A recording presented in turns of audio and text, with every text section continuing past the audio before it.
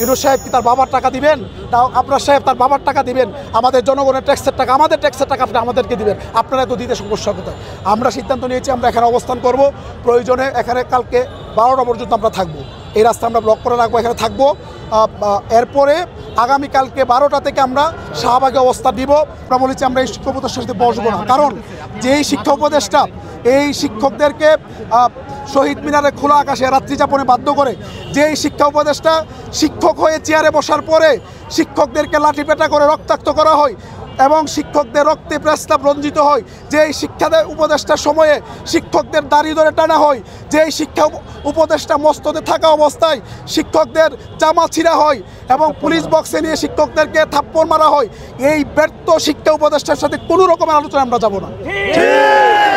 তখন তারা আমাকে বললেন, আরও অনেক কথাবার্তা হলো। সর্বশেষ আমাদের পক্ষ থেকে আমরা বললাম যে একটা সুযোগ আছে, যে অর্থ এবং শিক্ষা যদি ওনারা উভয়ে মিলে ওনারা যদি সিদ্ধান্ত নেয় যে আমাদের বিষয়গুলো ওনারা দিবেন, আমাদের এই দাবিগুলো পূরণ করবেন এবং ওনারা যদি ব্রিফ করে বলেন যে আপনাদের দাবি মেনে নেওয়া হয়েছে এবং আমরা 2 দিন পরে বা 3 দিন পরে আমরা প্রজ্ঞাপনটা দিব। কারণ আপনারা জানেন অর্থ সচিব এবং অর্থ উপদেষ্টা বিদেশে আছেন, এই জন্য তারা বিভিন্ন রকম অজুহাত খুঁজতেছে।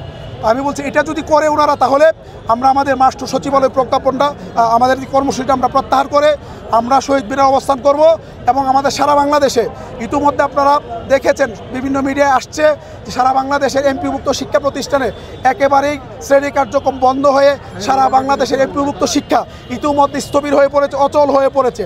সারা বাংলাদেশের প্রত্যেকটি শিক্ষা প্রতিষ্ঠান এখন বন্ধ, কোটি কোটি শিক্ষার্থী এখন পড়াশোনা থেকে বঞ্চিত।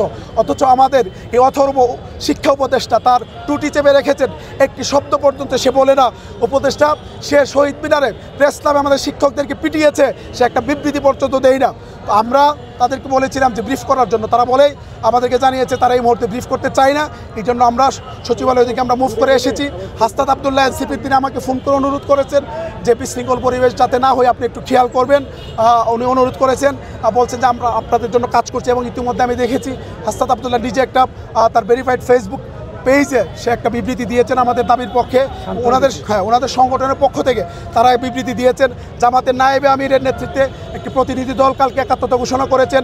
চরমুরের পীর হুজুরের পক্ষ থেকে ওনাদের প্রেসিডিয়াম সদস্য আকন্দ ভাই এসেছিলেন, মাহমুদুর রহমান ভান্না ভাই এসেছিলেন, ঢাকা ইউনিভার্সিটির আপনার যে ডাকসুর নির্বাচিত যারা ছিল প্রায় তাদের একটা বড় প্রতিনিধি দল কালকে এসেছিলেন।